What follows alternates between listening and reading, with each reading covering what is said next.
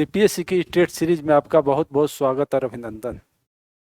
एक अच्छा उत्तर लेखन किसे कहा जा सकता है, वह कैसा होना चाहिए और किन किन पॉइंटों का उसमें समावेश अवश्य होना चाहिए जिससे आपको ज़्यादा से ज़्यादा नंबर मिल सके, इसी पर हम लोग आज चर्चा करेंगे। सबसे पहला पॉइंट है आंसर का लुक। एग्जामिनर के पास जब आपका कॉपी जाए तो उसमें उसके आंसर में एक ब्यूरोक्रेट्स दिखना चाहिए। आप देखते हैं कि ये जैसे ही एग्जामिनर आपके कॉपी को उलटता है तो उसके पास एक कॉपी ऐसी जाती है जो बहुत ही अच्छे राइटिंग में साफ सुथरे तरीके से लिखी गई है और उसकी भाषा शैली बहुत ही सरल सुबोध है। तो जैसे ही वह फर्स्ट लुक में आपके आंसर को देखने की कोशिश करता है तो आपके कॉपी के प्रति उसका एक पॉजिटिव अप्रोच क्रिएट हो जाता है, जिससे वह आगे भी आंसर पर उसी तरीके की बातें देखने की कोशिश करता है। जबकि वहीं पर दूसरे पॉइंट कॉपी में वह देखता है कि जैसे ही स्टूडेंट ने क्या किया, वो 2 लाइन लिखने के बाद कॉपी को लाइन को काट दिया और साथ ही साथ शुरुआत में ही उसके बहुत सारे भाषा शैली की गलतियां हैं, शब्दों की गलतियां हैं। तो एक निगेटिव अप्रोच एग्जामिनर के दिमाग पर बन जाता है। इसी वजह से कहा जाता है कि first look is the last look. जैसे ही किसी चीज पर पहली नज़र में ही वह चीज़ें पसंद आ जाती है तो आगे उसी तरीके की उसके प्रति आपके नज़रिया बन जाता है।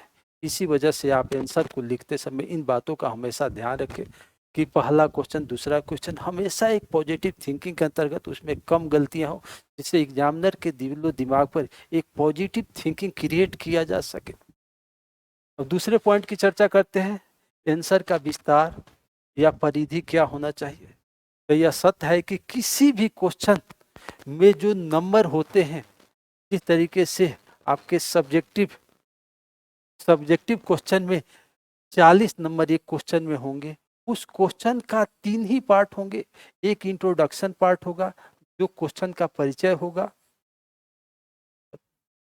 जो क्वेश्चन का परिचय होगा, दूसरा बॉडी होगा और तीसरा उस क्वेश्चन का कंक्लूजन होगा। और इसी आधार पर उस क्वेश्चन का नंबर 3 भागों में बढ़ जाता है। जिस तरीके से हम लोग इसको डिवाइड करने की कोशिश करेंगे तो 3 नंबर यहाँ, तो 3 नंबर कंक्लूजन में, तो 3 34 नंबर इस बॉडी में इंक्लूड, और उसी आधार पर आपको एग्जामिनर नंबर देने की कोशिश करेगा। अब यहाँ क्वेश्चन विभिन्न एंगल से पूछे जाते हैं। एक क्वेश्चन पिछले एग्जामिनेशन में भी जेपीएससी में ही पूछा गया है कि सिंधु सभ्यता की विशेषताओं की चर्चा करें। तो आपके जो 34 नंबर है वह सिंधु सभ्यता की विशेषताओं में है, जो सिर्फ और सिर्फ एक भी भाग है, परंतु उसका इंट्रोडक्शन और उसका कंक्लूजन अनिवार्य है। यहीं पर दूसरा क्वेश्चन पूछा गया है कि अशोक के धम्म नीति के स्वरूप का वर्णन करें और अशोक ने धम्म के प्रचार के लिए कौन कौन से कदम उठाए। तो यही 34 नंबर आपके 2 भागों में डिवाइड हो गया, एक स्वरूप और दूसरा कार्य। तो यही 34 नंबर 14 और 20 में डिवाइड हो गया। यदि आप एक पक्ष को बड़े ही सुपर लिखे हुए हैं और दूसरा पक्ष नहीं लिख पाए हैं तो आपका नंबर नहीं मिल पाएगा, क्योंकि दोनों पक्ष को लेकर के ही आपको नंबर दिया जाएगा, दोनों भाग में नंबर डिवाइड करके ही नंबर दिया जाएगा। यहीं पर एक क्वेश्चन और हम लोग चर्चा करते हैं, 1857 के विद्रोह के कारण, विस्तार और प्रभावों की चर्चा करें। तो यहीं पर आपका ये बॉडी पार्ट 3 भागों में डिवाइड हो गया, कारण, विस्तार और प्रभाव, और उसी तरीके से 34 नंबर 3 पार्ट में डिवाइड हो जाएगा। तो अच्छे नंबर लाने के लिए आपको हमेशा आंसर के विस्तार या परिधि या डायमेंशन एरिया को फुलफिल करना पड़ेगा। यदि उसको फुलफिल नहीं करते हैं तो आपका नंबर कम आएगा। एक पक्ष को चाहे जितना भी बेटर लिख दे, यदि कार्य वाले पक्ष को जितना भी अच्छा लिख दे तो उसका 20 नंबर में आपको 14 नंबर ही मिल सकता है, 13 नंबर ही मिल सकता है। इंट्रोडक्शन का 2 नंबर, कंक्लूजन का 1 नंबर, तो मिल करके 17-18 नंबर ही होंगे। परंतु इसी में कंक्लूजन का 2 नंबर, स्वरूप का 10 नंबर, विस्तार का 14 नंबर और कंक्लूजन का 2 नंबर।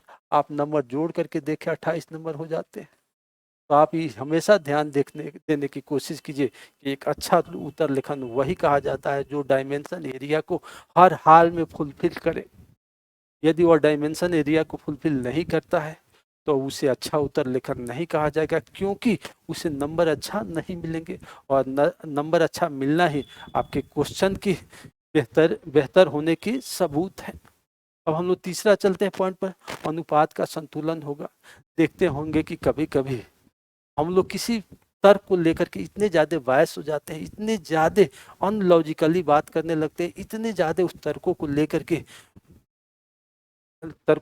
के गलत विश्लेषण करने लगते हैं, जिससे क्या हो जाता है, हमारा जो अनुपात होता है वो बिगड़ने लगता है। आप एक ब्यूरोक्रेट्स हैं, आपके लिए संविधान इंपॉर्टेंट है और उन्हीं पक्षों को ध्यान में रख करके एक मध्यम मार्ग की तरह आपका आंसर का स्वरूप होना चाहिए।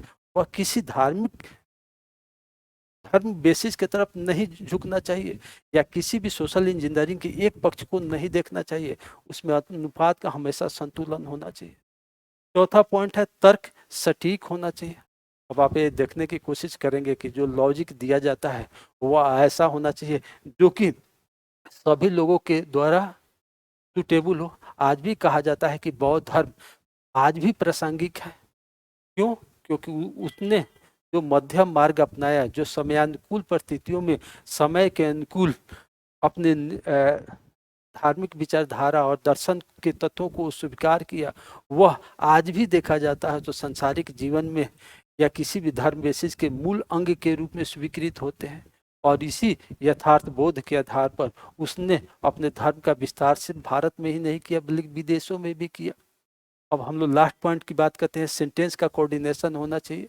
एक सेंटेंस दूसरे सेंटेंस से कोऑर्डिनेट होना चाहिए। शब्दों का चयन बेहतर होना चाहिए। यदि उसमें लोकोक्तियां मुहावरे का प्रयोग हो रहा है तो और भी बहुत अच्छा। तो कोई भी आंसर लिखते समय आपकी भाषा शैली बड़ी सरल सुबोध होनी चाहिए। आप लोग 3 इडियट फिल्म देखे होंगे, 3 इडियट फिल्म देखे होंगे, जिसमें एक मशीन का डिफिनेशन प्रोफेसर साहब पूछते हैं और एक स्टूडेंट किताबी लैंग्वेज को बोलने की कोशिश करता है। वहीं पर फिल्म का हीरो मशीन का डिफिनेशन यह कहते हैं कि एवरीथिंग इज मशीन, यानी वह सभी चीज मशीन है जो कार्य करते हैं। यानी निर्जीव सब्सटेंसेस भी मशीन है, सजीव सब्सटेंसेस भी मशीन है। निर्जीव सब्सटेंसेस के अंदर जब बाहर से हम एनर्जी देते हैं तो तब वह कार्य करता है, जबकि सजीव सब्सटेंसेस स्वयं ही अपने अंदर एनर्जी प्रोड्यूस करता है। इसी वजह से सेल के अंदर जो माइटोकॉन्ड्रिया होता है उसे power house of the cell कहा जाता है और हम लोग भी कार्य करते हैं। तो इस तरीके से आपका सरल सुबोध भाषा से आंसर को बेहतर तरीके से लिखने की कोशिश करते हैं तो उसमें एग्जामिनर अट्रैक्ट होता है और साथ ही साथ मुहावरे लोकोक्तियां का प्रयोग भी करते हैं तो वह आंसर और बेस्ट कहा जाता है। इसी वजह से किसी भी आंसर को लिखते समय इन 5 पॉइंट को बेहतर तरीके से फॉलो करें। इसमें यह दूसरा पॉइंट तो हर हाल में फॉलो करें, जिससे आपका आंसर बेस्ट भी हो और नंबर भी आपको ज़्यादा से ज़्यादा मिल सके।